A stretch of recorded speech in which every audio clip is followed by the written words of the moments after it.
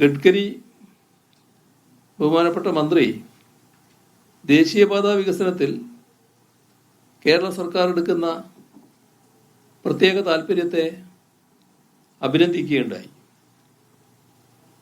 കേരളത്തിലെ NH-66 പ്രവൃത്തിയിലെ 16 റീച്ചുകളുടെയും വിശദമായ review നടക്കുകയുണ്ടായി.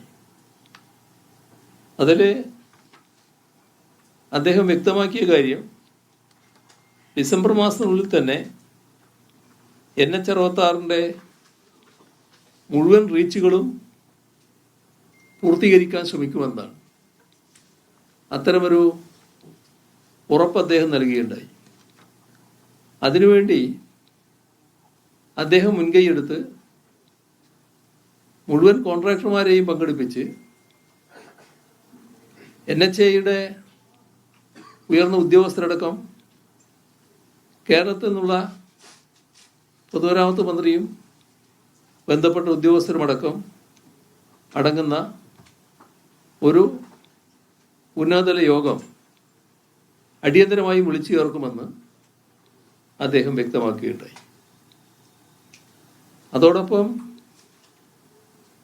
ഈ നടക്കുന്ന പ്രവൃത്തിയുടെ പുരോഗതി നേരിൽ പരിശോധിക്കാൻ കേരളം സന്ദർശിക്കുമെന്നും അദ്ദേഹം അറിയിച്ചു.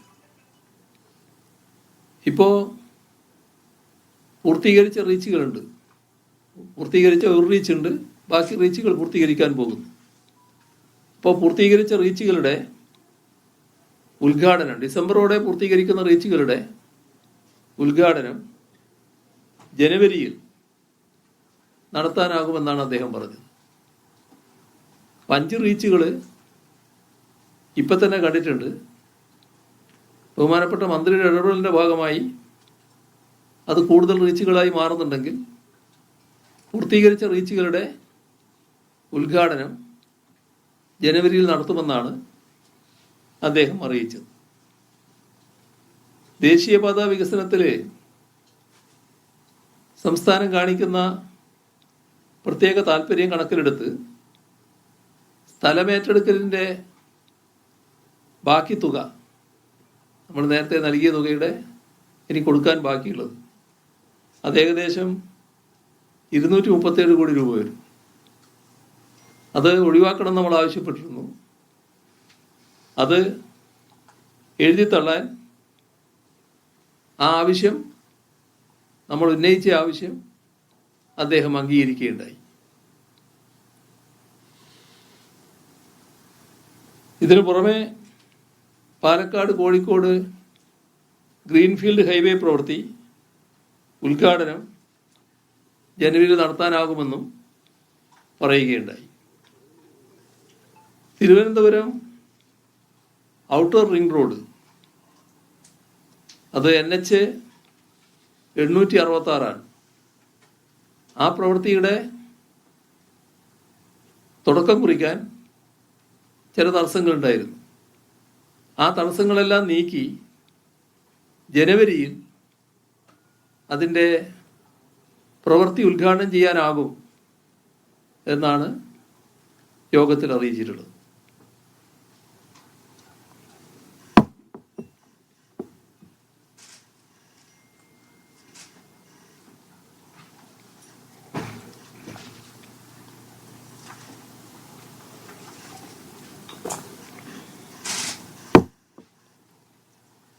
കൊല്ലം ചെങ്കോട്ട ഗ്രീൻഫീൽഡ് പാത NH-744 അതിൻ്റെ പ്രവൃത്തിക്ക് ചില തടസ്സങ്ങളുണ്ടായിരുന്നു. അത് നീക്കി പ്രവൃത്തി ഉദ്ഘാടനത്തിന് തയ്യാറാകണമെന്ന് അദ്ദേഹം ആ യോഗത്തിൽ വെച്ച് തന്നെ ദേശീയപാതാ ഉദ്യോഗസ്ഥർക്ക് നിർദ്ദേശം നൽകിയിട്ടുണ്ട്.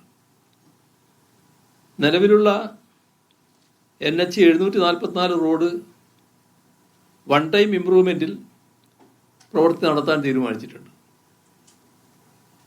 എറണാകുളം ബൈപ്പാസ്, അതിൻ്റെ പണി ജനുവരിയിൽ തുടങ്ങും. പുനലൂർ ബൈപ്പാസ് പദ്ധതിയുടെ അംഗീകാരം വേഗം ലഭ്യമാക്കാൻ ഇടപെടുമെന്നും എടമൺ കൊല്ലം റോഡിൻ്റെ പരിഷ്കരിച്ച DPR ഡിസംബറിൽ സമർപ്പിക്കുമെന്നും കേന്ദ്രമന്ത്രി അറിയിക്കുകയുണ്ടായി. ഇവർക്ക് പുറമെ കേന്ദ്ര ആരോഗ്യ കുടുംബക്ഷേമ വകുപ്പ് മന്ത്രി JP നദ്ദയെ കാണുകയുണ്ടായി.